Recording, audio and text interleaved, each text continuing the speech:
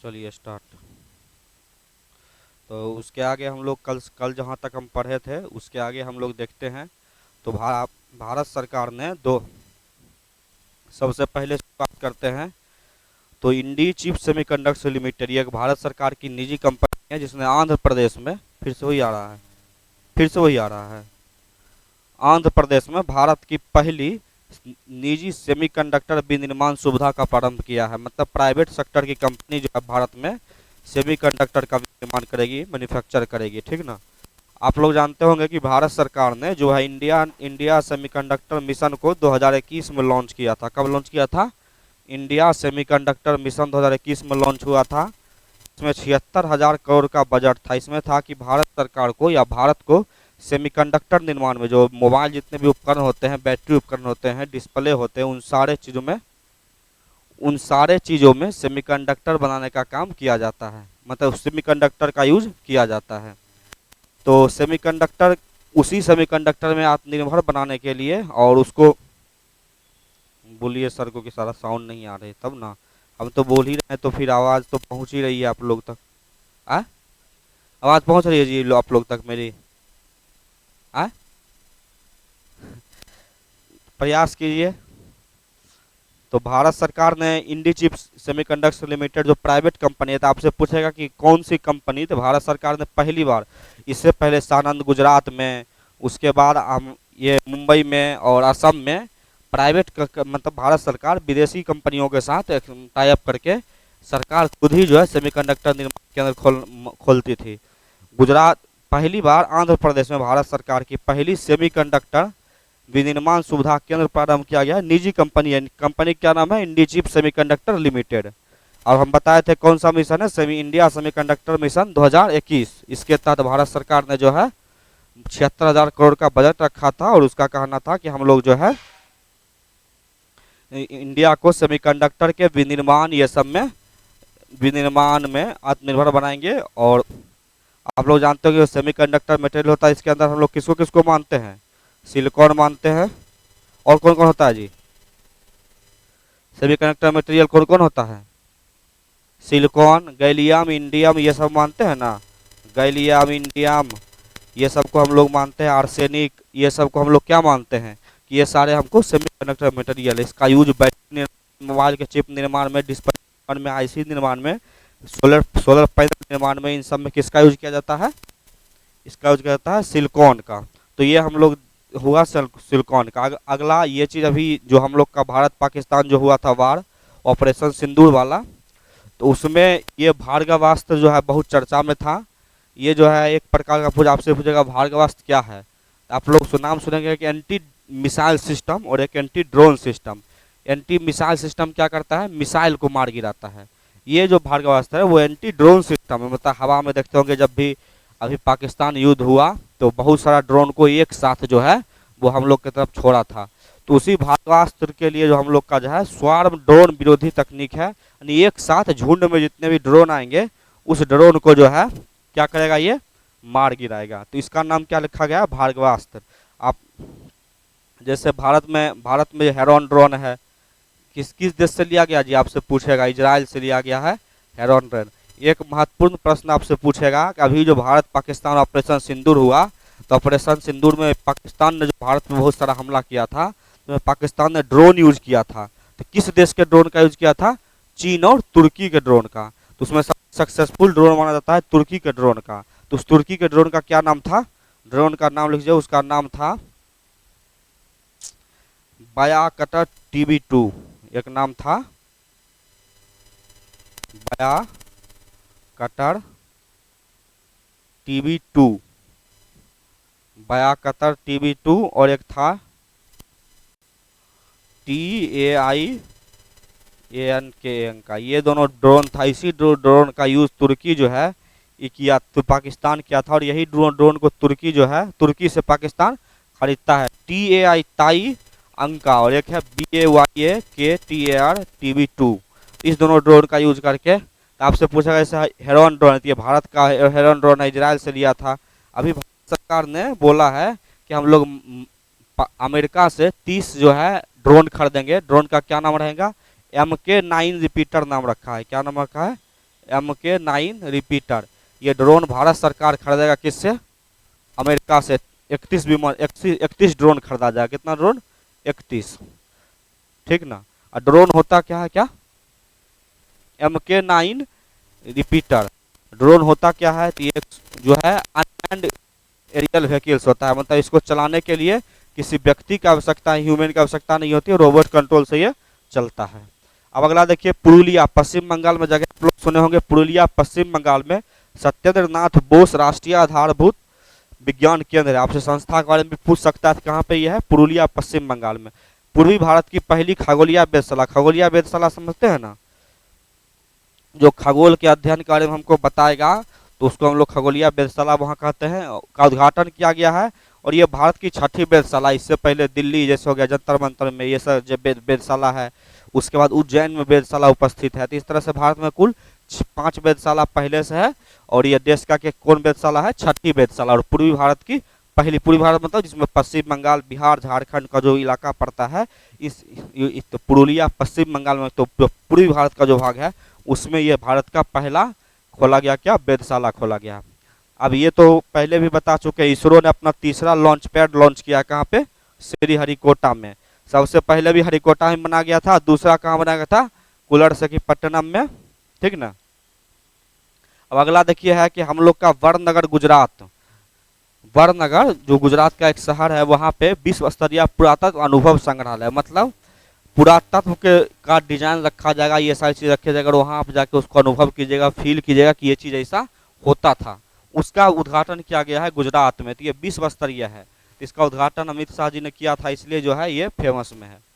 दुनिया के सबसे खतरनाक मकड़ी की प्रजाति का नाम है बिग बॉय। दुनिया की सबसे खतरनाक और सबसे बड़ी मकड़ी की प्रजाति है बिग बॉय। इसका खोज ऑस्ट्रेलिया में किया गया है। और ये जो है मतलब हमला करती है और बहुत ही जहरीला होती है।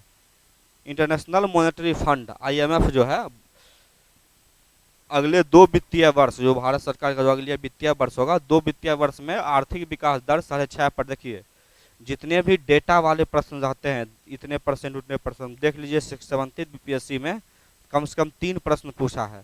तो किस संस्था ने कितना अनुमान रिपोर्ट जारी किया है, किस संस्था ने कितना % भारत का विकास दर रिपोर्ट किया है, तो इसमें IMF बोला है अगले 2 वर्ष भारत का जो ग्रोथ रेट रहेगा कितना रहेगा? 6.5% रहा है। अब देखिए ये जो है ना, जब BPSC अच्छे स्टैंडर्ड का क्वेश्चन बनाएगा और उसमें अच्छा लेवल का प्रश्न बनाएगा, देखिए तो इस टाइप के प्रश्न BPSC डालेगा। विश्व निगरानी सूची, ये विश्व निगरानी सूची जैसे जो यूनेस्को है, तो यूनेस्को विरासत सूची हम लोग जानते हैं, एक होता है जी जैसे भारत में, उसमें भारत के 43 साइट को यूनेस्को विरासत सूची में डाला गया है। तो जो यूनेस्को विरासत सूची होता है, उसी में एक यूनेस्को की निगरानी सूची होती है, विरासत जो विश्व के विरासत है, उसके ऊपर क्या किसी प्रकार का खतरा हो रहा है, संकट आ रहा है, उसके लिए भारत के साथ साथ विश्व के अनेक देशों के स्थल को उसमें शामिल किया गया। उसमें पहला है मूसी नदी के किनारा, हैदराबाद में मूसी नदी है, उसके निकट जो है मूसी नदी के तट पे ऐतिहासिक इमारत बना गया है हैदराबाद में। उस पर संकट मंडरा रहा है मूसी नदी की वजह से, खतरा उसमें, प्रदूषण नदी में बढ़ गया है और बहुत सारी वजह से उस पर, तो उसको सूची में डाला है, कौन? निगरानी सूची में डाली यूनेस्को ने। उसके बाद कीव जो है, यूक्रेन की राजधानी कीव है, उस पर भी देख रही है, बहुत ही प्राचीन बिल्डिंग है कीव का शिक्षक house, Kyiv teacher house, Ukraine का विरासत स्थल है, पुराना प्राचीन स्थल है, उसको भी जो है युद्ध की वजह से निगरानी सूची में डाला गया। उसके बाद गाजा, गाजा कहाँ है? जो फिलिस्तीन का इलाका है, वहाँ युद्ध हो रहा है। तो गाजा की जो ऐतिहासिक शहरी फैब्रिक है, वहाँ की जो शहर के बाहर लगा हुआ है फैब्रिक जो होता है, वो डिजाइन जो होता है, उसको भी। उसके बाद अगला है द मून अपोलो साइट, जो हम लोग सबसे पहले अपोलो का जो लैंडिंग हुआ था चंद्रमा के ऊपर, सबसे पहला नील आर्मस्ट्रांग और वो दोनों जो गए थे, तो उसके अपोलो साइट को भी यूनेस्को ने डाल दिया है निगरानी सूची में कि उसका भी क्षरण हो रहा है। और उसके बाद अंतिम रूप में है अंडेस रोड सिस्टम दक्षिण अमेरिका। ये एक रोड सिस्टम है, मतलब नहीं होता जैसे कि बहुत प्राचीन रोड परंपरा है, और उसी रोड परंपरा के तहत अंडेज रोड सिस्टम है। ये उसी प्रणाली में दक्षिण अमेरिका का तटीय इलाका में अंडीज पर्वतमाला के आसपास ये रोड बना हुआ है, और ये ऐतिहासिक सड़क प्रणाली है, उस पर भी टूटने फूटने या जो भी करने का खतरा मंडरा रहा है। उसके बाद एक ये स्वाहिली तट है, जो अमेरिका का पूर्वी अफ्रीका का जो तट है, वो जो है जैसे पूर्वी अफ्रीका के तट में जैसे हो गया सोमालिया, तंजानिया, ये सब का जो देश है, उस तट पे जो समुद्री तट है, उस समुद्री तट को भी हम वो लोग ऐतिहासिक रूप से यूनेस्को विरासत में सूची में शामिल किया गया है, उस पे भी। और एक तट है ग्रेट व्यापारी, जैसे हम लोग बोलते थे ना कि हम लोग का जो रेशम मार्ग है वो बहुत पुराना और प्राचीन रेशम मार्ग, उसी तरह से अमेरिका का है द ग्रेट व्यापारिक मार्ग, जो वर्जीनिया उत्तरी कैरोलिना वहाँ का राज्य है, तो उसी राज्य में अमेरिका में है, तो इस सबको शामिल किया गया है। अब इसमें कुल 25 हो गया है कि इस सब का जो संकट हो गया है। और इससे पहले भारत में कौन सा है, भुज, इसमें पहले से शामिल है। यानी आपसे एक होता है ना कि इस साल किसको शामिल किया गया है, तो एक तो चेराई मैदान को शामिल किया यूनेस्को विरासत सूची में, लेकिन यूनेस्को ने निगरानी सूची में भी भारत के दो इमारत को, दो चीज़ों को डाला। एक भुज का जो जल निकासी प्रणाली है, वो जो नमक बनाया जाता है, जो हम लोग का रक्षा करता है, जो मैंग्रोव वन प्रणाली होता है जहाँ कृषि, तो उन लोगों को उस भुज जल प्रणाली को, और एक जो अभी भारत का हैदराबाद जो मूसी नदी के तट पर ऐतिहासिक केरला है उसको, तो वो दोनों याद रखिए। वर्ल्ड इकोनॉमिक फोरम ने ग्लोबल लाइफ टाइम नेटवर्क में टायर निर्माता कंपनी सीएट और हिंदुस्तान यूनिलीवर, ये दोनों कंपनी है, हिंदुस्तान यूनिलीवर टायर और सीएट टायर, इस दोनों को शामिल किया अपने लिस्ट में। किस लिए, इसका जो कंडीशन, वर्किंग कंडीशन है, उसके वर्किंग स्थल पे वो वर्किंग इन्वायरमेंट बहुत ही अच्छा है, तो उसी के लिए विनिर्माण स्थल का बेहतर पहचान, मतलब स्टाफ के साथ अच्छा व्यवहार किया जाता है, इको फ्रेंडली है, महिलाओं के साथ अच्छा व्यवहार किया जाता है, दिव्यांगजनों के लिए वहाँ जो भी सुविधाएं होती चाहिए वो होती है, तो उस टाइप के आधार पर इसको दिया गया है।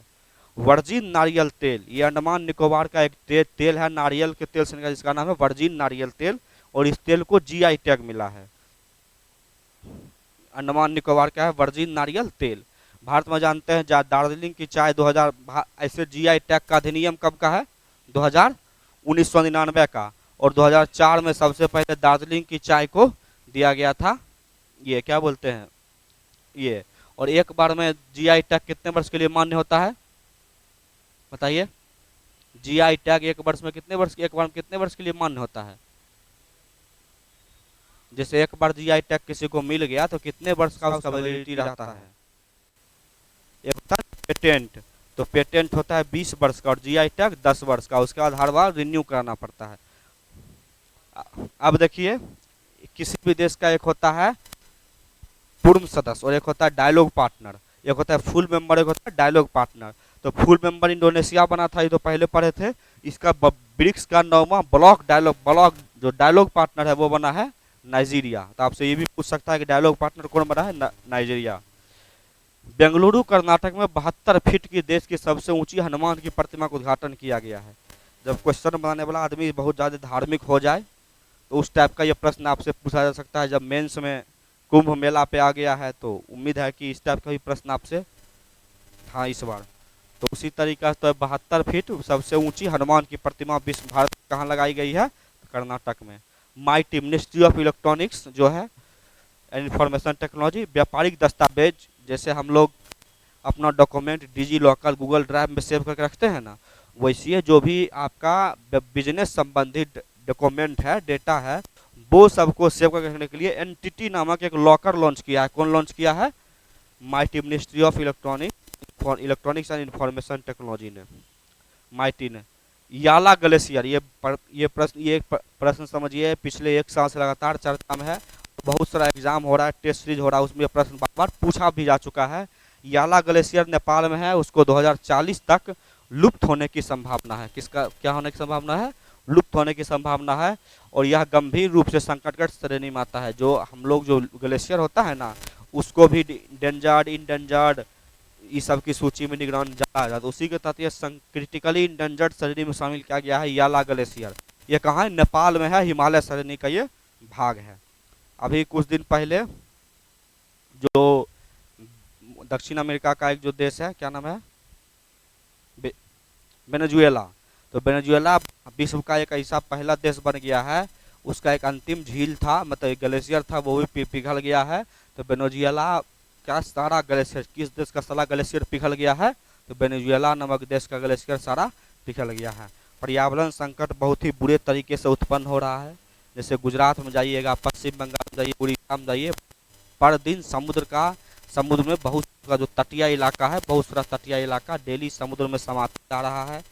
जैसे इंडोनेशिया हो गया, जापान हो गया, दक्षिण कोरिया हो गया, इन सब देशों का बहुत सारा भाग समुद्र में डूबता जा रहा है। उसके बाद बहुत सारे जो द्वीपीय देश है जैसे पलाऊ है, नसाऊ है, उसके बाद जो पपुआ न्यू गिनी जैसे देश हैं, ये हाँ, तो ये सब देश जो है जिस जो माइक्रोनेशिया सब के जो देश हैं, ये सब देश पर भी जलवायु परिवर्तन का खतरा मंडरा रहा है और ये सब देश भी डूबने के कगार पे है।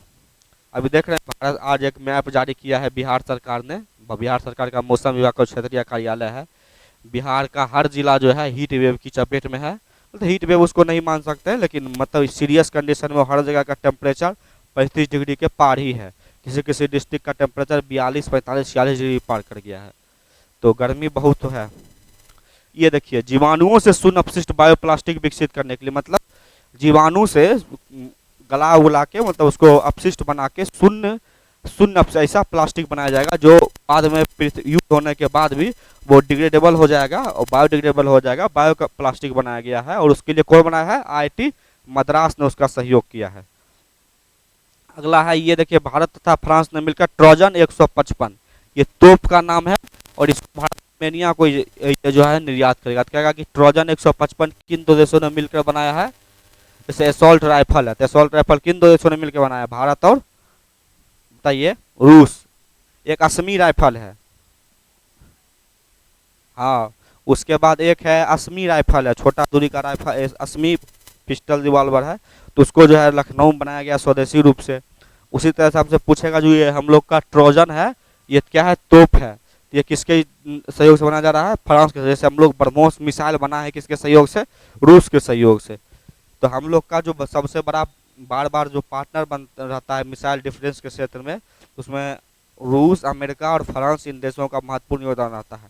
हालांकि अमेरिका जो है जनरली हम लोग को तकनीक देने से मना करते रहता है, वो तकनीक नहीं देना चाहता, वो सिर्फ कहता है हथियार खरीदिए, लेकिन तकनीक नहीं देना। लेकिन जो फ्रांस है, रूस है, ये सारे देश तकनीक भी देने के लिए तैयार रहता है। केपटाउन कन्वेंशन, इससे पहले ऊपर हम लोग पढ़े थे कंपाला कन्वेंशन, उसमें क्या था जी? कंपाला कन्वेंशन में, इससे पहले ऊपर में जब हम पढ़े थे पिछला वीडियो में, तो कंपाला कन्वेंशन था ना कि दक्षिण जो अफ्रीका महादेश है उसको जलवायु अनुकूल, क्लाइमेट एडेप्टेशन, मतलब जलवायु अनुकूल कृषि उसको बनाना है।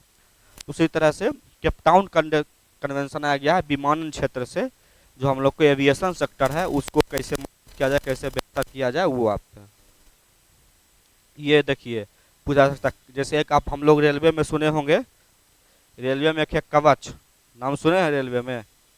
जब भी रेल दुर्घटना होता है जिसका नाम आता है कवच, ये एंटी जो ट्रेन टक्कर सिस्टम पहले ही बता देता है, रेडियो फ्रीक्वेंसी पे काम करता है। उसी तरीके से केरल ने आपदा जोखिम चेतावनी प्रणाली जो है कवचम लॉन्च किया। देखिए जैसे स्पेलिंग है ना, KAW कैपिटल फिर C capital M capital, same इसी तरीके से लिखा हुआ नाम है, इसका नाम है कवचम।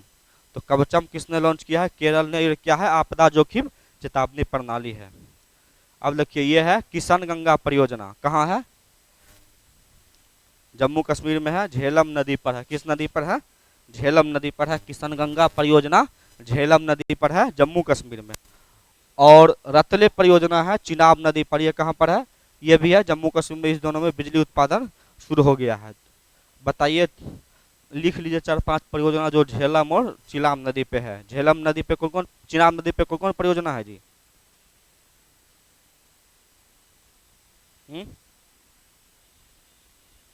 चिनाब नदी पे लिखिए। एक तो सबसे पहले लेटेस्ट लिखिए जिसका उद्घाटन किया गया है अप्रैल 2025 में, क्वाड़। क्वाड़ एक जल विद्युत परियोजना है, क्वाड़ जल विद्युत परियोजना, इसको अप्रैल 2000 चिनाबे नदी पर है, KU क्वाड़। देखिए ये हो गया क्वाड़, ये परियोजना है, क्वाड़ परियोजना है। उसके बाद है रतले, तो लिख ही लिए।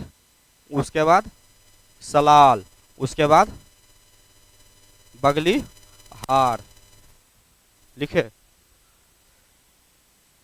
परियोजना है जो है चिनाब नदी पे है। उसके बाद है क्वाड़, रतले, बगलीहार, ये सारी परियोजना चिनाब नदी पे। उसके बाद एक नाम सुनेंगे दुलहस्ती।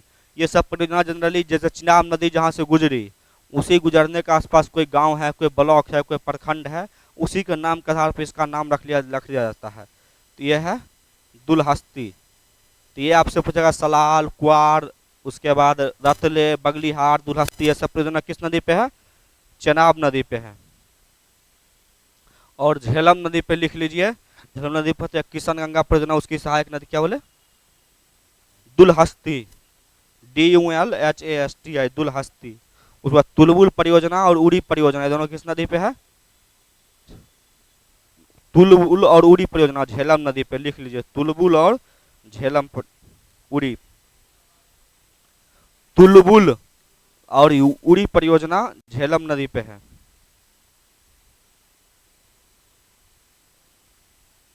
उड़ी, उड़ी अटैक नहीं हुआ था? उसके बाद एक लिखिए नाथपा झकरी परियोजना, ये जो उधर है नाथपा झकरी परियोजना, ये किस पे है? सतलज नदी पे, समझे? उसके बाद एक है पोंग परियोजना, ब्यास नदी पे है। किस पे है? पोंग परियोजना है ब्यास नदी पे। ये है नाथपा झकरी, ये है किस पे? सतलज नदी पे। उसके बाद पोंग परियोजना ब्यास नदी पे है।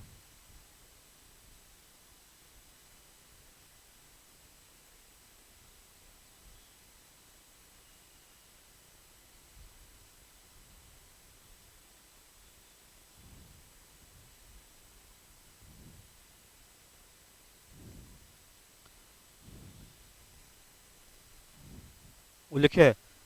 वो उसके बाद ही जैसे हीरा कुंड है तो महानदी पे है। भाखड़ा नंगल है, भाखड़ा नंगल कहाँ है जी? भाखड़ा नांगल कहाँ है? बताइए। सतलुज नदी पे लिखिए, भाखड़ा नंगल भी सतलुज नदी पे लिख लीजिए। ये क्या लिखे ना, नाथपा झकरी सतलज नदी, लिख लीजिए। भाखड़ा नंगल परियोजना भी सतलज नदी पे है। पंजाब राजस्थान ये सबको फायदा मिलता है। दामोदर नाथ पंजाब में सतलज नदी पे है। उसके बाद लिख दिए दामोदर नदी घाटी परियोजना, भी दामोदर नदी पे ही है, लिख लिए। बाकी ये स्टैटिक पार्ट है। चलिए अगला लिखिए, अगला देखिए। कौन? दामोदर नदी घाटी परियोजना, ये भी जो है ना दामोदर नदी पे है, पश्चिम बंगाल में। दामोदर नदी का नाम है और ये भारत की सबसे पहली जल विद्युत परियोजना है। DVC, दामोदर वैली कॉरपोरेशन, बहुउद्देशीय परियोजना है, लिख लिए। इस बाद लिखिए, देखिए ग्लोबल डेटा की शीर्ष 25 बैंकों की सूची में कि विश्व स्तर पे किस बैंक के पास सबसे ज्यादा मतलब कस्टमर है या और मतलब किस पर का सबसे ज्यादा लेन देन होता है। इस आधार पे ग्लोबल बैंकों की सूची में SBI, HDFC और ICICI बैंक को शामिल किया गया है। ग्लोबल डेटा जो उसके शीर्ष 25 बैंक में भारत के 3 बैंक शामिल है। कौन कौन? SBI, HDFC और ICICI। ऐसे भी भारत के अभी 3 सबसे बड़े बैंक में इन्हीं 3 बैंकों का नाम आता है, SBI, HDFC और ICICI का। मुंबई में देश के पहले CSIR mega innovation complex, CSIR मतलब council for scientific and institutional research, लिखा था जी CSIR। तो ये हो गया। तो इसमें मुंबई में देश के पहले CSIR मेगा इनोवेशन कॉम्प्लेक्स, मतलब CSIR के लिए उसमें वो इनोवेशन उसका कैसे किया मतलब बेहतर किया जाए उसके लिए पहला कॉम्प्लेक्स खोला गया है मुंबई में। भारत की पहली एयर टैक्सी जैसे अभी विदेश में बहुत सारे देशों में ये चल रही है। अभी भारत में नहीं चल रहा है, छोटा टैक्सी रहेगा और अपने छत पे भी रखिए और उसको कहीं दूसरे कहीं जाना है उसको लैंड कर लीजिए, तो उस टाइप का। हाँ, तो चाइना में ये बहुत चल रहा है, बहुत सारे देशों में चल रहा है। तो इसका हाँ, हम तो टेम्पू ऑटो है ना, हाँ अपने छैया कहीं भी पार्किंग, हाँ उसको पार्किंग कर लीजिए। उसके बाद फिर थोड़ा दूर डिस्टेंस में जाके जहाँ भी जाना है लोकल यूज, वो डिस्टेंस हर किसी का 100 किलोमीटर 50 किलोमीटर हर डिस्टेंस अलग अलग बनाए जा रही है। हाँ ऊपर उड़ेगा, कंपनी अपने बना रही है और आप लोग स्वयं का भी खरीद सकते हैं। तभी बहुत सारे देशों में ये चल भी रहा है और भारत में जो है ना इसका जो है अभी प्रोटोटाइप ही विकसित किया गया है। ये क्या गया है? Air taxi prototype. उसका नाम क्या रखा गया है? शून्य। वो एरोस्पेस स्टार्टअप कंपनी सरला एविएशन, ये कंपनी का नाम है, इसी ने लॉन्च किया है। तो आपसे पूछेगा एयर प्रोटोटाइप टैक्सी कहाँ लॉन्च किया गया है, तो बेंगलुरु में। उसका नाम क्या है? शून्य। और कंपनी का क्या नाम है? सरला एविएशन, ठीक ना। तो ये दोनों चीज है। अब चलिए ऐसे ये जो स्वामित्व योजना है इस योजना के बारे में एक बार बीपीएससी 69 में पूछ चुका, 69 में पूछा था स्वामित्व योजना के बारे में। इस बार फिर से चर्चा में है। स्वामित्व योजना के तहत संपत्ति कार्ड वितरित करने में पूर्वोत्तर भारत का पहला राज्य मिजोरम है। स्वामित्व योजना लाया गया था कि ग्रामीण भारत में जितने भी हम लोग का संपत्ति है लोगों का, चाहे वो व्यक्तिगत संपत्ति हो, कोई भी संपत्ति हो, उस सारे संपत्ति का डिजिटलीकरण किया जाएगा, ठीक। और डिजिटलीकरण करके उस सबको जो है एक नंबर दिया जाएगा, आधार नंबर और जमीन नंबर, उसी के आधार पे उसमें सारा चीज रहेगा, उसको संपत्ति कार्ड कहा जाता है। यह योजना 2015 में शुरू किया गया, पंचायती राज मंत्रालय द्वारा शुरू किया गया था और इसके तहत डिजिटल सर्वेक्षण द्वारा ग्रामीण संपत्ति का सर्वेक्षण किया जाता है। तो ये बता ही दिए हैं। और अभी भारत के पंचायती राज मंत्री कौन है जी? हाँ, ललन सिंह। केंद्रीय तंबाकू अनुसंधान बताए थे कहाँ है? राजमुंदरी, आंध्र प्रदेश में है। उसका नया नाम क्या रख दिया गया है? वाणिज्यिक कृषि अनुसंधान संस्थान। जो हम लोग का कॉमर्शियल एग्रीकल्चर होगा, वाणिज्यिक कृषि होगा, कॉमर्शियल एग्रीकल्चर इंस्टीट्यूट, उसका नाम रख दिया गया है किसका? जो हम लोग का तंबाकू अनुसंधान संस्थान था राजमुंदरी, आंध्र प्रदेश में था, उनका नाम बदल दिया गया है। हाँ, नई दिल्ली में युद्ध क्षेत्र में निगरानी प्रणाली से युद्ध क्षेत्र में लगातार एक निगरानी प्रणाली विकसित किया गया है। संजय का नाम आप लोग सुने होंगे महाभारत के युद्ध में, सुने जी? वो क्या करता था? जो बिना वहां गए हुए सबको क्या करता था कि युद्ध में क्या हो रहा है, कितने लोग मरे हैं, कौन तीर चला रहा, महाभारत के युद्ध में। अब महाभारत में एक संजय नाम का व्यक्ति था ना जी, वो क्या करते थे? बताते थे कितने लोग बचा, तो बताते, मतलब लाइव समझिए मैच पर चल रहे थे संजय।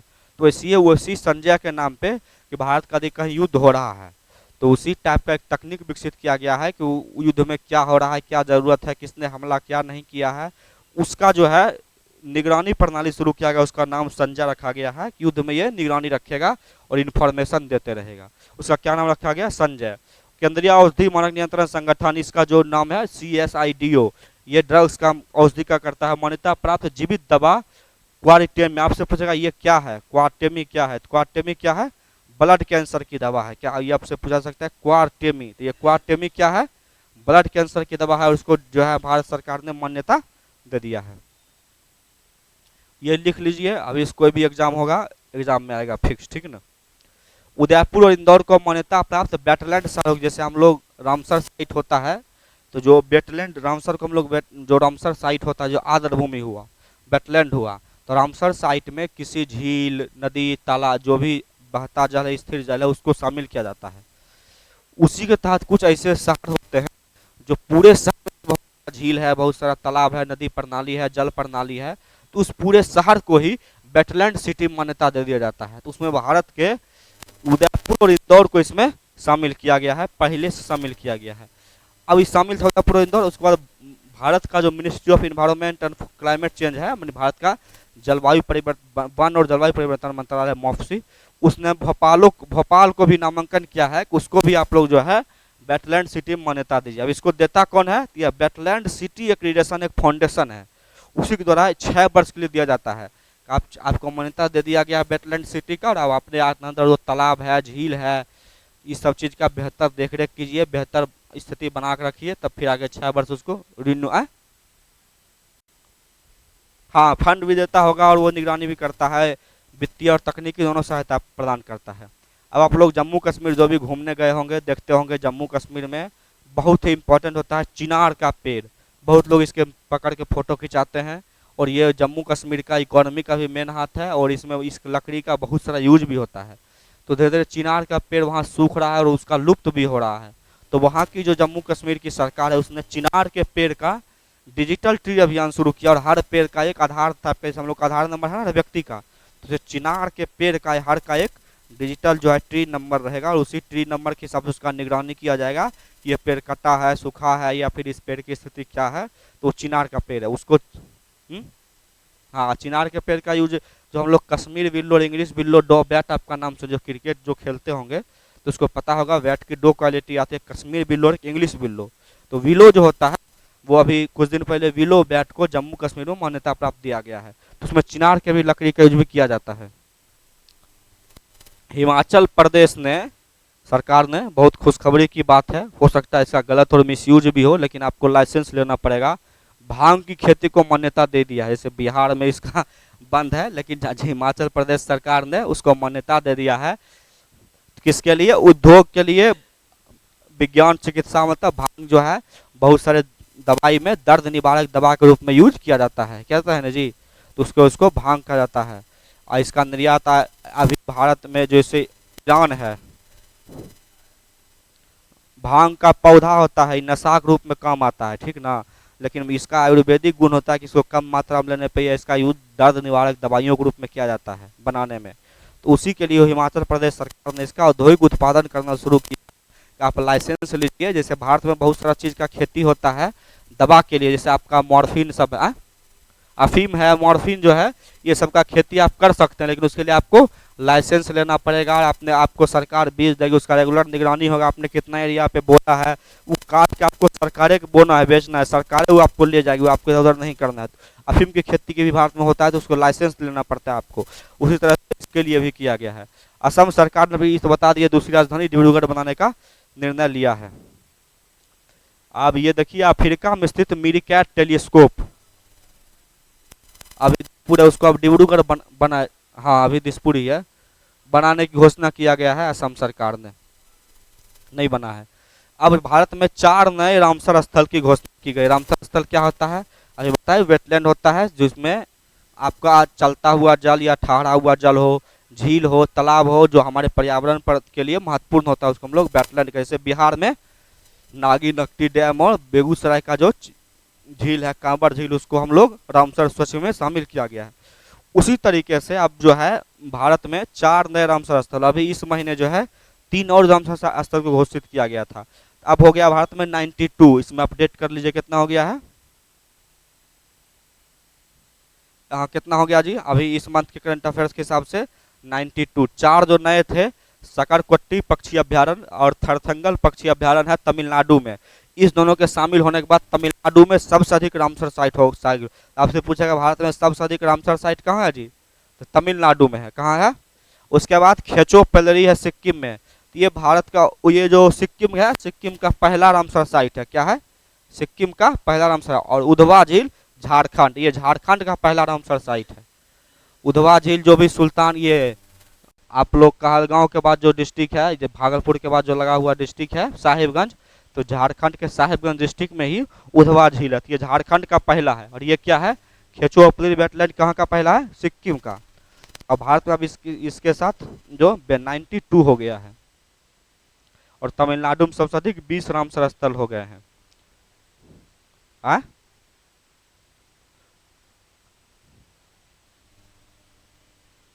किसका वाला का? खेचो ओपलरी, KHECHEOPLARI,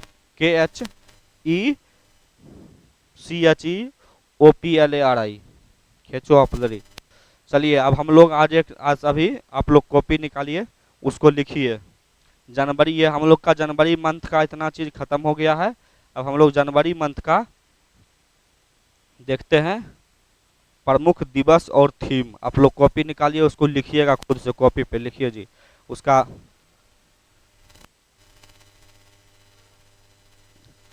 अरे थीम सिर्फ जनवरी मंथ का लिखाएंगे, 12-15 होगा।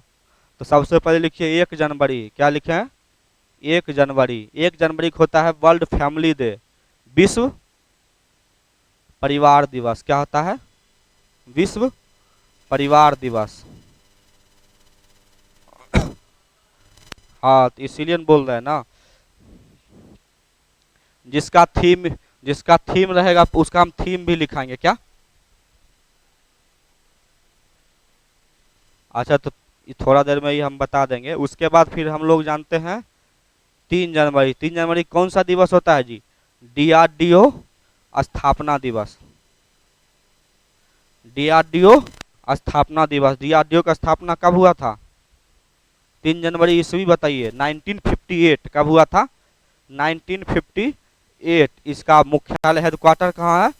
नई दिल्ली में। विश्व परिवार दिवस का थीम 1 जनवरी को मनाया जाता है अभी। और ये जो है देखिए इतना ज़्यादा थीम, कुछ कुछ जो इम्पोर्टेंट रहेगा ना, उसको हम बताते चलेंगे, वो आप लोग लिखते चलिएगा, वो आप लोग का इंपॉर्टेंट होगा। तो एक डीआरडीओ स्थापना दिवस 1958 नई दिल्ली। डीआरडीओ का अध्यक्ष कौन बने हैं जी? समीर वी कामत। इनका जो है एक्सपायर हो गया था, क्या चीज, मतलब ये एक्सटेंशन, तो इनको 1 वर्ष का एक्सटेंशन दिया, इनका कार्यकाल समाप्त हो गया था। समीर वी कामत डीआरडीओ के अध्यक्ष हैं, ठीक ना। और डीआरडीओ का आप लोग जानते होंगे जो ध्येय वाक्य है, कभी कभी एसएससी के एग्जाम में, रेलवे के एग्जाम में पूछ देता है डीआरडीओ का ध्येय वाक्य, मतलब उसका जो मूल वाक्य है। जैसे हम लोग असम राइफल्स को पूर्वोत्तर का प्रहरी कहते हैं ना, वैसे डीआरडीओ का है वलस्यम मूलम विज्ञानम, शक्ति का स्रोत विज्ञान है। संस्कृत में लिखा है वलस्यम मूलम विज्ञान, मुख्यालय हेडक्वार्टर नई दिल्ली। हाँ, और ये बताए थे क्या काम करते भारत के लिए, डिफेंस सेक्टर के लिए काम करते हैं। और किसके अंतर्गत आती है? रक्षा मंत्रालय तक आती है, लिख लीजिए, गृह मंत्रालय नहीं, रक्षा मंत्रालय तक आती है, डिफेंस मिनिस्ट्री, रक्षा मंत्रालय, यह रक्षा मंत्रालय के तहत काम करती है। जैसे इसरो है ना, तो पृथ्वी जो अंतरिक्ष विभाग है वो उसके लिए अलग विभाग बनाएगा, तो उसके तहत आता है, लेकिन ये डीआरडीओ आता है रक्षा मंत्रालय के तहत, ये लिख लिए। अब लिखिए 4 जनवरी, 4 जनवरी क्या मनाया जाता है? हाँ, 4 जनवरी को मनाया जाता है ब्रेल दिवस, विश्व ब्रेल दिवस। जो अंधे लोग होते हैं, जिसकी दृष्टि बाधित होती है, तो उस दृष्टि बाधित लोगों के लिए एक व्यक्ति थे लुई ब्रेल। कौन थे? Louis Braille.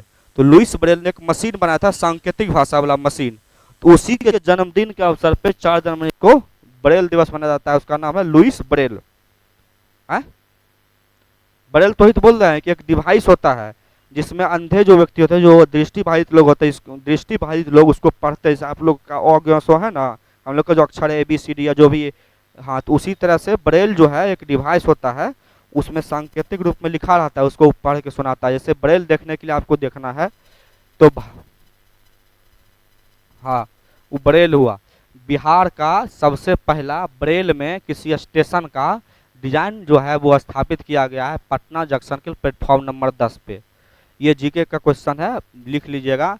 जो पटना स्टेशन आप जाइएगा, पटना जंक्शन के 10 नंबर प्लेटफॉर्म पर जाइएगा, बाएं साइड में 10 नंबर प्लेटफॉर्म पे ये ब्रेल का फॉर्म लगा हुआ है। उसमें कोई भी अंधा व्यक्ति कौन सा प्लेटफॉर्म कहाँ पे है, कितना दूरी पे हमको ट्रेवल करना पड़ेगा, क्या मिलेगा, वो सारा चीज़ वहाँ पे बना हुआ है डिजाइन के रूप में। आप जो लोग जब एंट्री कीजिएगा 10 नंबर प्लेटफॉर्म पे, देखिएगा यहाँ पे बहुत से बड़े पे बना के रखा गया है।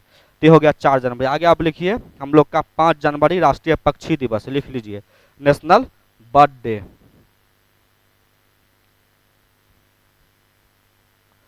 राष्ट्रीय पक्षी दिवस। भारत का पक्षी मैन किसे कहा जाता है जी? सलीम खान, लिख लीजिए। भारत का bird man of India Salim Khan. जिसे टाइगर मैन कहा जाता है कैलाश सांखला को। टाइगर मैन हुआ कैलाश सांखला, वाटर मैन हुआ राजेंद्र प्रसाद या राजेंद्र सिंह, बर्ड मैन हो गया Salim Ali, Ali Ali Ali MD Salim Ali. Salim Ali national park Kailash Sankhla. Water man हो गया हम लोग का कैलाश सांखला।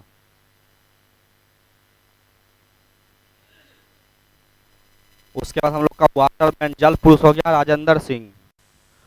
उसके बाद हम लोग जो लिखते हैं, हाँ, उसके बाद फॉरेस्ट मैन लिखते हैं क्या नाम है, जादेव पायोंग, जो असम के थे, वो हो गया फॉरेस्ट मैन। हाँ, वाटर मैन ये राजेंद्र सिंह एक व्यक्ति है, जाके गूगल की जगह वाटर मैन राजेंद्र सिंह। जादेव पेंग या पेंग नाम है, फॉरेस्ट मैन, फॉरेस्ट मैन।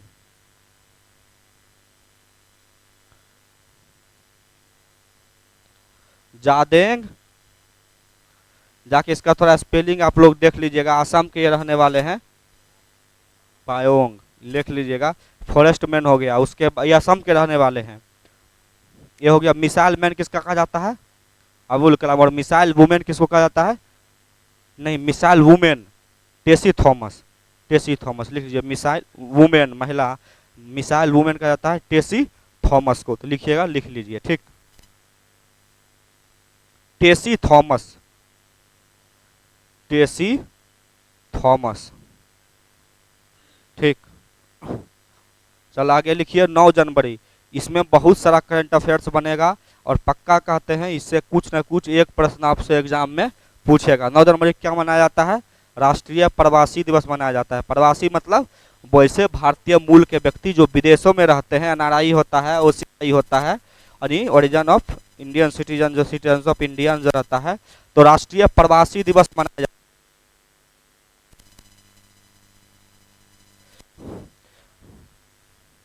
हाँ तो आप कितना समय हुआ? तो यूट्यूब पे अपलोड हो जाएगा, आप लोग देख लीजिएगा, ठीक ना थोड़ा। हाँ हमको लगा कि 4 बजे थोड़ा लेट होगा। हाँ तो हम आप देख लीजिएगा, हम यूट्यूब पे इसका यूट्यूब पे हाँ तो राष्ट्रीय प्रवासी दिवस 9 जनवरी को मनाया गया। और राष्ट्रीय प्रवासी दिवस का इस बार थीम क्या था? इन डेवलपमेंट, भारत के विकास में प्रवासियों का योगदान, विकसित भारत के लिए प्रवासियों का योगदान, विकसित भारत के लिए प्रवासियों का योगदान। ये हो गया किसका? ये थीम था। ये राष्ट्रीय प्रवासी दिवस 9 जनवरी क्यों मनाया जाता है? तो 9 जनवरी 1915 को गांधी जी कहाँ से आए थे जी? दक्षिण अफ्रीका से। 9 जनवरी 1915 को गांधी जी दक्षिण अफ्रीका से लौटे थे, अफ्रीका से लौटे थे। ये हो गया। उसके बाद हर प्रवासी दिवस मनाया कब से जाता है? तो 2003 से। कब से मनाया जाता है? 2003 से इसको मनाने की घोषणा हुई है। पहले ये हर साल मनाया जाता था, पहले ये हर साल मनाया जाता था पर ईयर, लेकिन 2015 से कितने दिन मनाया जाता है? 2 साल में एक बार। 2015 से द्विवार्षिक मनाया जाता है, ठीक। 2003 से चालू किया गया प्रत्येक वर्ष के लिए, लेकिन 2015 से द्विवार्षिक। और ये कितने नंबर का तब हो गया? 18 नंबर का। और प्रवासी दिवस का जो मूल कार्यक्रम था इस बार का कहाँ हुआ? भुवनेश्वर में हुआ, उड़ीसा में। कहाँ हुआ? भुवनेश्वर, उड़ीसा में, ठीक ना। और ये लिख लिए। उसके बाद पूछेगा इसके मुख्य अतिथि, चीफ गेस्ट। तो इसके चीफ गेस्ट क्या थे, कौन थे? तो त्रिनिदाद एंड टोबैको के राष्ट्रपति थे क्रिस्टीन कार्ला कंगालू। क्रिस्टीन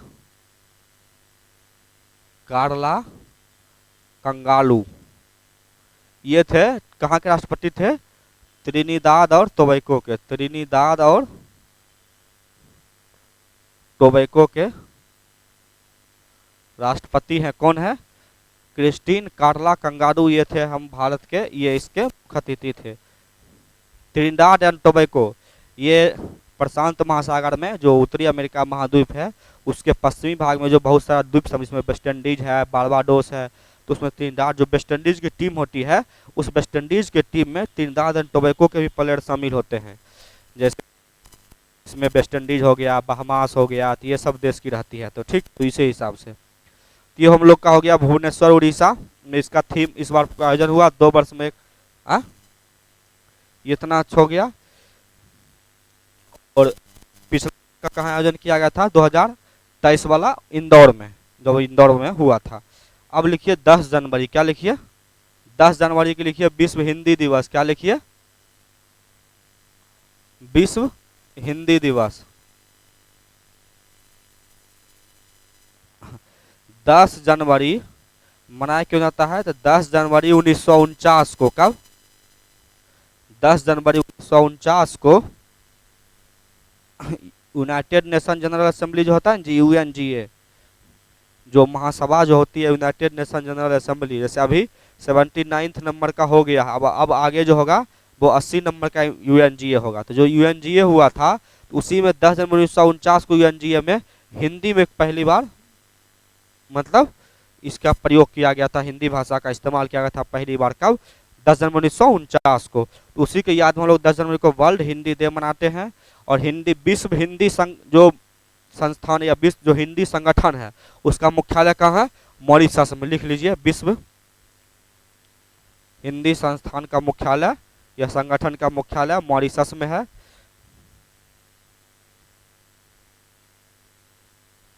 चलिए अब आगे लिखिए।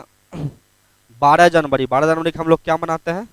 हाँ, राष्ट्रीय नेशनल यूथ डे, राष्ट्रीय युवा दिवस। उठो जागो और अपने लक्ष्य तक मत रुको, मत रुको। तो ये कौन कहे थे? स्वामी विवेकानंद। इन्हीं का हैप्पी बर्थडे आता है इस दिन, स्वामी विवेकानंद। तो इन्हीं के जन्मदिन के अवसर पे हम लोग राष्ट्रीय युवा दिवस मनाते हैं। इनका जन्म जो हुआ था वो हुआ था 12 जनवरी 1863 को। कब हुआ था? 12 जनवरी 1863। इन्होंने 1893 में शिकागो में, कहाँ? शिकागो में विश्व धर्म सम्मेलन में, जो हिंदू धर्म सम्मेलन हुआ था या विश्व धर्म सम्मेलन हुआ था, उसमें भाग लिया था। ठीक। उसके बाद 1897 में इन्होंने क्या किया था? बेलूर मठ की स्थापना की थी। बेलूर जगह एक है जो हावड़ा जिला पश्चिम बंगाल में पड़ता है। तो बेलूर मठ की स्थापना किया और यहीं पे जो है ना रामकृष्ण सोसाइटी, जो आप लोग नाम सुने होंगे, रामकृष्ण सोसाइटी की स्थापना यहीं किए थे 1997 में ही। और इनके गुरु का नाम था रामकृष्ण परमहंस और इन समर्थक थे वेदांत दर्शन के। इनका कहना था कि वेदांत दर्शन। तो ये हो गया हम लोग का स्वामी विवेकानंद जी के बारे में। विश्व धर्म सम्मेलन हुआ था शिकागो में 1893 में, इन्होंने भाषण दिया था। ठीक। 14 जनवरी को विश्व के अनेक देशों में मकर संक्रांति ये सब त्योहार मनाए जाते हैं, तो वो आपसे पूछा नहीं जाएगा। उसके बाद 15 जनवरी को मनाया जाता है राष्ट्रीय थल सेना दिवस। क्या मनाया जाता है? आर्मी डे, थल सेना दिवस। इसमें हुआ क्या था कि हम लोग जानते थे कि पहले हम लोग को क्या कहा जाता था? ब्रिटिश आर्मी के हम लोग भाग थे जी, इंडियन ब्रिटिश आर्मी कहा जाता था। और हम लोग का जो लाल कलर वाला जो ड्रेस होता था वही होता था। लेकिन 15 जनवरी 1949 को जनरल मॉनिक, जो आप लोग जनरल के करियप्पा नाम सुने होंगे, फर्स्ट फील्ड मार्शल थे जनरल के करियप्पा, के करियप्पा। जो भारतीय सेना की कमान सौंपी गई और उससे उस दिन से भारतीय सेना का स्वदेशीकरण हो गया। उसी दिन से हम लोग क्या मनाते हैं? आर्मी डे मनाते हैं। अब अगला लिख लीजिए, मोस्ट इम्पोर्टेंट, जो इस साल सरकार ने घोषणा किया है 2025 से ही कि हम लोग 16 जनवरी को क्या मनाया करेंगे? लोकपाल दिवस मनाया करेंगे। क्या मनाया करेंगे? लोकपाल दिवस 2025 से घोषणा किया गया। कब से किया गया है? 25 से ही। और 16 जानते हैं कि लोकपाल और लोकायुक्त अधिनियम 2013 आया था और ये लागू यानी प्रभावी हुआ था 16 जनवरी 2014 से। ठीक। ये भ्रष्टाचार निरोधी संस्था है। आप लोग जानते होंगे हमारे आजकल जो बाबा जी हैं,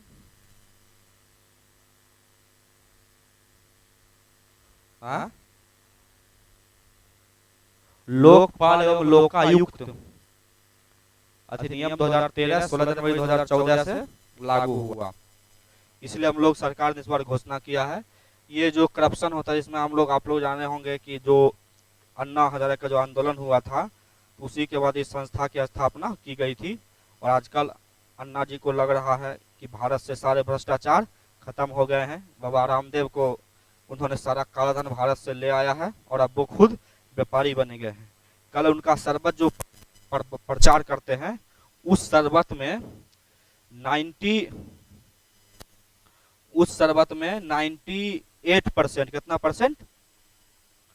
96 से 98% उस शरबत में शुगर की मात्रा होती है, वो भी एडेड शुगर होती है। सोच लीजिए कि उस, हाँ, जो बाबा रामदेव के जो शरबत रूह नाम है ना, या कुछ नाम पतंजलि गुलाब रस, ऐसे गुलाब शरबत कुछ बेचते हैं, तो उसके हाँ, तो उसके समझ लीजिए कि उस शरबत में वो देश की जनता को मूर्ख बना के बोल रहे हैं कि डेली पीजिए। तो ये हम लोग देख लिए 16 जनवरी को लोकपाल दिवस मनाया जाता है। आगे हम लोग देखते हैं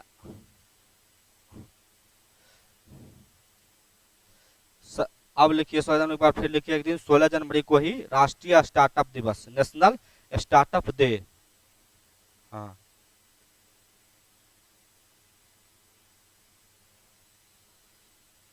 लिखिए नेशनल स्टार्टअप डे 16 जनवरी की लिखिए। और ये हम लोग कहाँ से शुरू किए थे? 2021 से भारत सरकार ने घोषणा किया था कि हम लोग 16 जनवरी को क्या मनाएंगे? National startup day. वैसा कंपनी जो भी नया नया हुआ है, स्टार्ट हुआ है, शेयर मार्केट में लिस्टेड नहीं है, उसको हम लोग स्टार्टअप कंपनी कहते हैं। बाद वो यूनिकॉर्न बन जाता है। तो उस आधार पर यूनिकॉर्न का मामले में भारत कितने स्थान पे विश्व में? तीसरे स्थान पे है। तो वो हो गया। तो हो गया हम लोग का 16 जनवरी क्या हो गया? National startup day. ये लिखिए। अब लिखिए 23 जनवरी, मोस्ट इंपॉर्टेंट 23 जनवरी, 23 जनवरी। इसको हम लोग पहले तो मनाते हैं राष्ट्रीय पराक्रम दिवस। क्या मनाते हैं? राष्ट्रीय पराक्रम दिवस, पराक्रम दिवस। इस दिन किसका जन्म दिवस है जी? सुभाष चंद्र बोस, नेताजी सुभाष चंद्र बोस, सुभाष चंद्र बोस, नेताजी। इनको नेताजी को उपाधि किसने दिया था? हिटलर ने दिया था। किसने दिया था? हिटलर ने।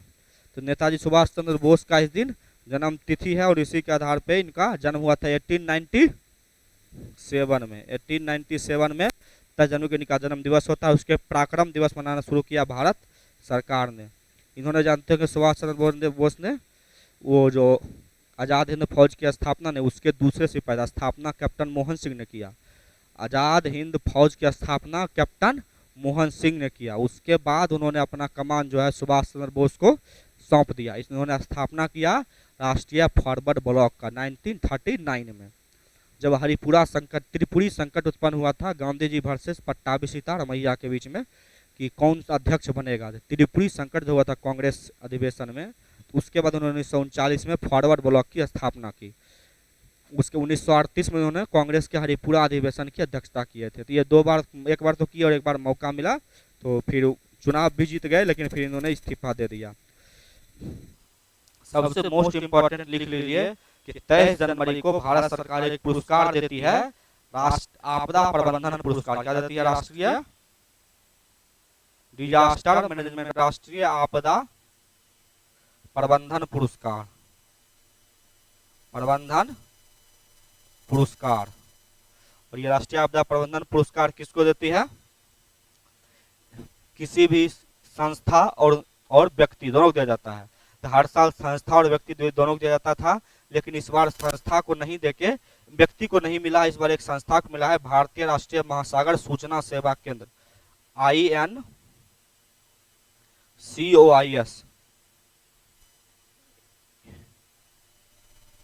Indian National Ocean Information Centre, ये centre for ocean information, INCOIS Hyderabad. ये कहाँ पे है? इसी को मिला इस बार का। तो आपसे पूछ सकता है कि राष्ट्रीय आपदा प्रबंधन पुरस्कार किसको मिला है? तो इसको मिला है Indian national centre for ocean information.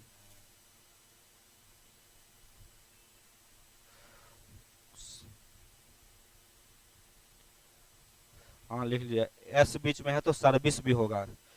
ठीक, लिख लीजिए। उसके बाद अब हम लोग का हो गया 24 जनवरी। 24 जनवरी को हम लोग क्या मनाते हैं? अंतर्राष्ट्रीय शिक्षा दिवस। लिख लीजिए 24 जनवरी क्या बनाए?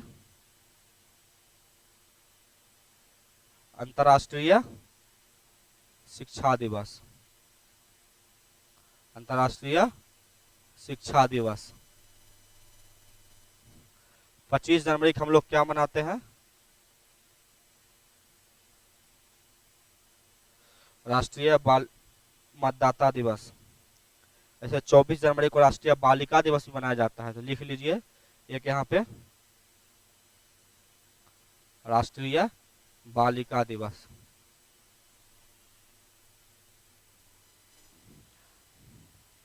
हाँ, नेशनल गर्ल चाइल्ड डे। हाँ, 25 जनवरी को लिखिए नेशनल वोटर्स डे, राष्ट्रीय मतदाता दिवस।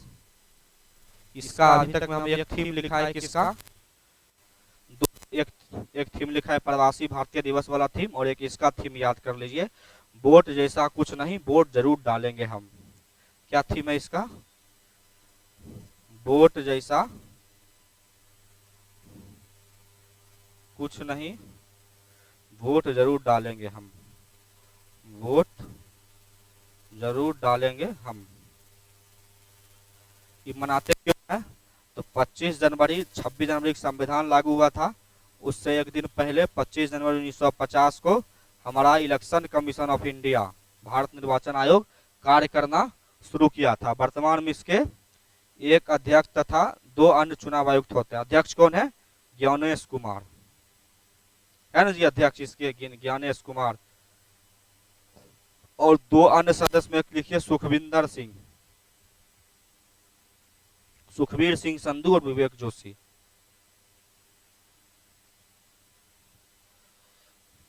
दो अन्य सदस्य में इधर लिख देते हैं, तो एक तो हम लिख ही दिए 1+2, तो 2 अन्य सदस्य में है विवेक जोशी,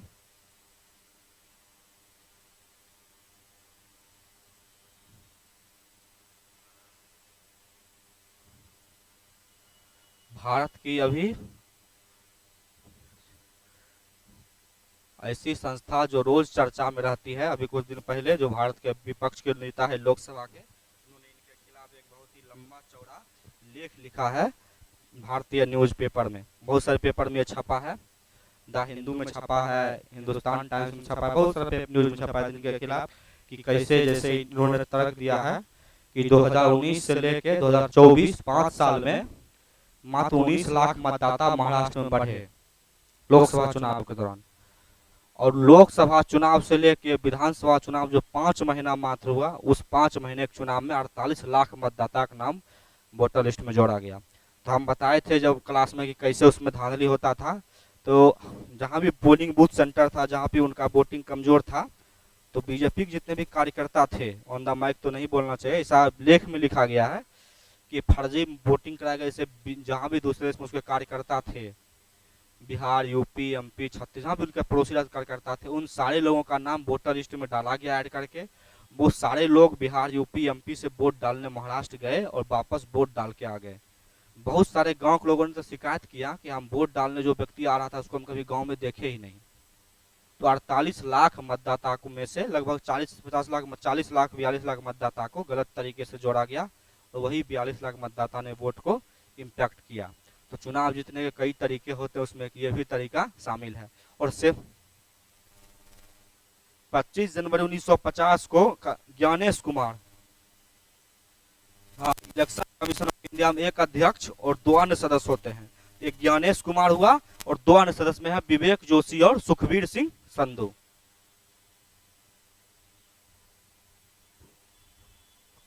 लिख लिए। और इलेक्शन कमीशन ऑफ इंडिया का चर्चा किस से किस अनुच्छेद में है, 315 से 329, यही ना जी, ये 324, हाँ 324, 315 से नहीं 324 से 329, 324 से 329 अनुच्छेद, ठीक ना,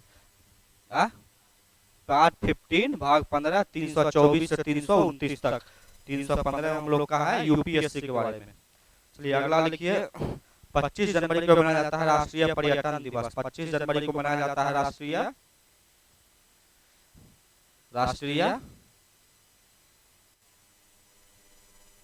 पर्यटन दिवस, ठीक। 26 जनवरी को मनाया जाता है गणतंत्र दिवस।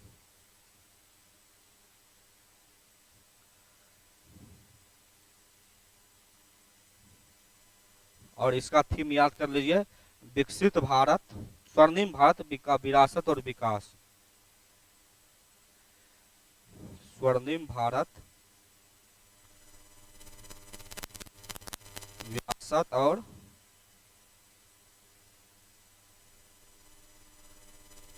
विकास इस बार का थीम है गणतंत्र दिवस का। और इसके मुख्य अतिथि कौन थे, चीफ गेस्ट कौन थे, इंडोनेशिया के राष्ट्रपति थे प्रबोध सुबिanto। इंडोनेशिया के राष्ट्रपति प्रबोध सुबियांतो।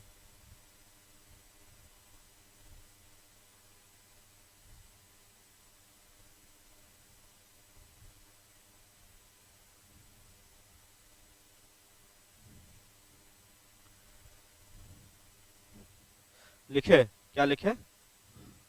ये है प्रबोवो सुबियांतो।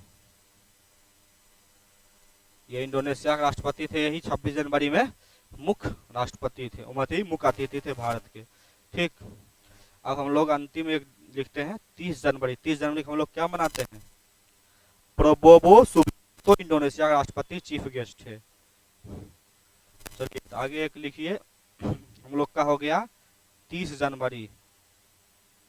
तो हम लोग इस दिन मनाते हैं शहीद दिवस। साबरमती के संत तूने कर दिया कमाल।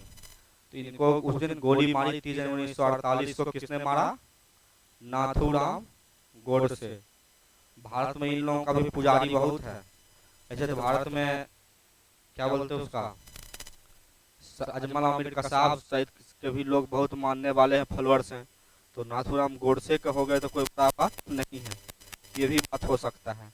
तो ये हम लोग का हो गया 26 जनवरी मंथ के बहुत मेरे थीम।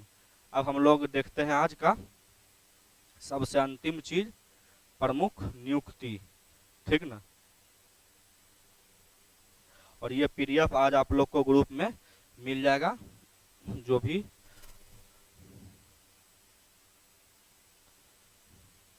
पहला है नासा, अमेरिका की स्पेस एजेंसी है, इसके प्रमुख नियुक्त किया गया है जेरार्ड इसाक मैन। ठीक ना? अगला है RBI, reserve bank of India, इसकी स्थापना कब हुई? 1 अप्रैल 1934 से 35 से काम करना शुरू किया है। और ये यंग हिल्टन कमीशन के आधार पर इसका स्थापना किया गया है। 1949 में इसका राष्ट्रीयकरण कर दिया गया और भारत के बैंकों का बैंक इसको कहा जाता है। और अब इसके 26 गवर्नर बने हैं संजय मल्होत्रा। ठीक ना? इसके पूर्व जो थे शक्तिकांत दास, उनको प्रधानमंत्री का पर्सनल सचिव बना दिया गया है। एशियाई क्रिकेट परिषद, जिसका मुख्यालय दुबई में है, उसके अध्यक्ष बनाए गए हैं पाकिस्तान के मोहसिन नकवी।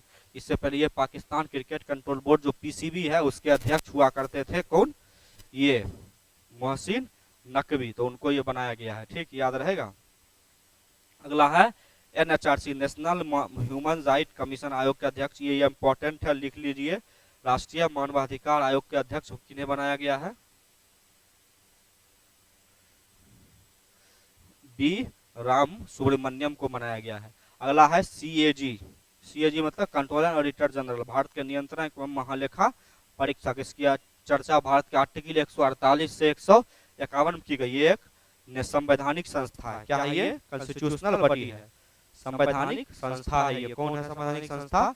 सीएजी। इसको बनाया गया है संजय मूर्ति को और इसकी चर्चा आर्टिकल 148 से 151 के बीच में की गई है। ठीक ना? भारत के नियंत्रक में। और एक होता है controller general of accounts, CGA. S Dubey को बनाया गया है भारत के 28 नंबर के सीजीए। ठीक ना? ये अगला हम लोग का है कैबिनेट सचिव। ये सचिव है टीबी सोमनाथ, विदेश सचिव। इसको याद कर लीजिए, इसको रोज देखता भी। जो भारत पाकिस्तान का जो कॉन्फ्लिक्ट चल रहा था, इनका कॉन्फ्रेंस, प्रेस कॉन्फ्रेंस आप लोग रोज देख रहे होंगे। प्रेस कॉन्फ्रेंस विदेश सचिव करते थे विक्रम मिस्त्री। उनके बाद गृह सचिव है गोविंद मोहन। रक्षा सचिव, इसका भी नाम याद रख लीजिएगा, इनका Rajesh Kumar Singh. Chief economic adviser, मुख्य आर्थिक सलाहकार, बहुत दिन से ही है, बदले नहीं है, अनंत नागेश्वरन। प्रधान वैज्ञानिक सलाहकार अजय कुमार सूद, ये भी नहीं बने हैं। 28वें वायुसेना के अध्यक्ष 28 नंबर के कौन बने हैं? अमरप्रीत सिंह। नौसेना के 26वें अध्यक्ष कौन बने हैं? दिनेश कुमार त्रिपाठी। उसके बाद है थल सेना के 30वें अध्यक्ष कौन बने हैं? और chief of defence staff CDS बने lieutenant general Anil Chauhan. CRPF central reserve police force, CRPF के महानिदेशक बने हैं ज्ञानेंद्र प्रताप सिंह। याद कर लीजिए, अभी ये जो है ऑपरेशन ब्लैक फॉरेस्ट ये सब जैसी चला रहा है, एक दिन सारा ऑपरेशन लेके आएंगे, वो भी पढ़ा देंगे। तो ज्ञानेंद्र प्रताप सिंह। बीसीसीआई जो है board of cricket control in India, Devesh Chaukiya जो है इसके सचिव है और अध्यक्ष कौन है? रोजर बिन्नी। इसकी हेडक्वार्टर कहाँ है जी बीसीसीआई का? मुंबई का जो वानखेड़े स्टेडियम, वहीं पे इसका हेडक्वार्टर है। इसरो के 11वें अध्यक्ष कौन बने हैं? वी नारायणन। इससे पहले के सिवन थे। इसरो का हेडक्वार्टर कहाँ है? तो बेंगलुरु में। और नाम जो है 15 अगस्त 1969 की इसकी स्थापना हुई। यूएसए के 50वें राष्ट्रपति उपराष्ट्रपति बने हैं जेडी वेंस। राष्ट्रपति बने हैं 47 नंबर के डोनाल्ड ट्रंप। तो आपसे नंबर भी पूछा जा सकता है, 46वें थे इससे पहले और अभी 47वें। Indian Ocean Rim Association IORA, ये हिंद महासागर देशों का एक संगठन है जिसमें 23 देश है। 1977 में इसकी स्थापना हुई थी। मॉरिशस में इसका मुख्यालय है। जो हिंद महासागर के आसपास के जो देश है उन देशों को मिला के ये संगठन है। और इसके सचिव बनाए गए हैं भारत के हैं संजीव रंजन। 2 वर्ष के लिए बनाए गए हैं और भारत के सब बनने वाले पहले सचिव हैं। आयरलैंड के PM बने हैं Michael Martin. Chief justice of India बने हैं BR गवई, भारत के पहले दलित जो है ये बौद्ध धर्म से संबंधित है। और 52वें CGI बने हैं। महान्यायवादी बने हैं। महान्यायवादी का उल्लेख भारत के आर्टिकल 76 में कहा जाता है। 76 में भारत सरकार के सबसे बड़ी वकील होते हैं। आर्टिकल 76 में इनको संविधान सदन में बैठने और बोलने का अधिकार होता है, लेकिन इसको वोट देने का अधिकार नहीं होता है। तो ये संसद के सदस्य नहीं होते हैं। तो प्रश्न आपसे पूछा सकता है कि कौन से नियम में से संसद के सदस्य नहीं होते हैं लेकिन उनको सदन में बोलने और उस पर बहस करने, चर्चा भागने का अधिकार होता है? ये कौन होते हैं? महान्यायवादी। ये है R Venkat Ranveer. Solicitor general कौन है भारत के? तुषार मेहता। इंटेलिजेंस ब्यूरो के निदेशक कौन है? Tapan Kumar Deka. ED enforcement director, नाम याद रखिए, राहुल कुमार नवीन। ये बिहार के पश्चिम चंपारण के हैं। कहाँ के हैं? बिहार के ही राहुल नवीन। नीति आयोग के उपाध्यक्ष है सुमन बेरी। अध्यक्ष इनके कौन होते हैं? प्रधानमंत्री। नीति आयोग के अध्यक्ष होते हैं प्रधानमंत्री। और इसके CEO बने हैं BR सुब्रमण्यम। UPSC का अध्यक्ष अभी इस महीने बने हैं प्रीति सूदन की जगह बने हैं अजय कुमार। इससे पहले प्रीति सूदन थी, उनकी जगह अजय कुमार बने हैं। 23वें विधि आयोग दिनेश कुमार। इससे पहले जो 22वें विधि आयोग उसके अध्यक्ष थे ऋतुराज अवस्थी। अब 23वें विधि आयोग के अध्यक्छ बने हैं दिनेश माहेश्वरी। विधि आयोग एक गैर संवैधानिक संस्था, मतलब इसका जो है संविधान में चर्चा नहीं किया गया है। नॉन कॉन्स्टिट्यूशनल, अनकॉन्स्टिट्यूशनल दो चीज, मतलब असंवैधानिक कुछ नहीं हो सकता है। गैर संवैधानिक जिसकी चर्चा संविधान में किया गया है। वित्त आयोग की चर्चा अनुच्छेद 280 में किया गया है। इसमें 1 सदस्य होते हैं और 5 अन्य सदस्य होते हैं। कार्यकाल 5 वर्ष होता है। राष्ट्रपति द्वारा नियुक्ति होती है और इसका मुख्य कार्य होता है कि भारत और केंद्र और राज्य के बीच में वित्तों का बंटवारा किया जाए, महंगाई इन सब चीजों का कम कैसे किया जाए। और ये हर साल मैपानम एक मापन तय करते हैं किस आधार पे वित्त का बंटवारा हो, जैसे वन, क्षेत्रफल, जनसंख्या, आय असमानता। इस आधार पे ये लोग वित्त आयोग क्या करता है? धन का बंटवारा करते हैं। सेबी के अध्यक्ष बने हैं तुहिन कांत पांडे। इसी महीने बने हैं। मोस्ट इम्पोर्टेंट ये बने हैं, याद कर लीजिए। रेलवे बोर्ड के अध्यक्ष और CEO बनाए गए हैं सतीश कुमार, याद कर लीजिएगा। एशियन ओलंपिक परिषद के पहले भारतीय अध्यक्ष कौन बने हैं? रणधीर सिंह। भारतीय ओलंपिक संघ की पहली महिला अध्यक्ष कौन बनी है? PT उषा। भारतीय भारोत्तोलन व महासंघ एथलीट आयोग की पहली अध्यक्ष कौन बनी है? मीराबाई चानू। ये मीराबाई चानू वही है जिन्होंने 2020 के टोक्यो ओलंपिक में रजत पदक जीता था। भारतीय पैरा ओलंपिक समिति का अध्यक्ष है देवेंद्र झानरिया। ये झुंझुनू जो सीट है वहां से राजस्थान बीजेपी की सीट पे चुनाव भी लड़ते हैं। SBI के अध्यक्ष बने हैं चल्ला श्रीनिवासु शेट्टी। और मैनेजिंग डायरेक्टर कौन है? राम मोहन आमरा। SBI की स्थापना पहले जानते हैं इंपीरियल बैंकिंग इनको कहा जाता था। SBI को बाद में 1 जुलाई 1955 का इसका राष्ट्रीयकरण कर दिया। भारत का सबसे बड़ा बैंक क्या है? SBI। 79th अभी बताए थे कि 78 79 अब जो 80 नंबर का यूनाइटेड नेशनल जनरल असेंबली होगा उसके 79वें नंबर के अध्यक्ष थे फिलोमेन यंग। वो कहाँ के थे? कैमरून के। वर्ल्ड बैंक के अध्यक्ष कौन है? अजय बंगा, अमेरिकन भारतीय है। वर्ल्ड ट्रेड ऑर्गेनाइजेशन का मुख्य महानिदेशक कौन है? Ngozi Okonjo Iweala. ये नाइजीरिया की रहने वाली है। यूनिसेफ के प्रमुख है कैथरीन रसल। ये कहाँ की है? अमेरिका की। SAARC south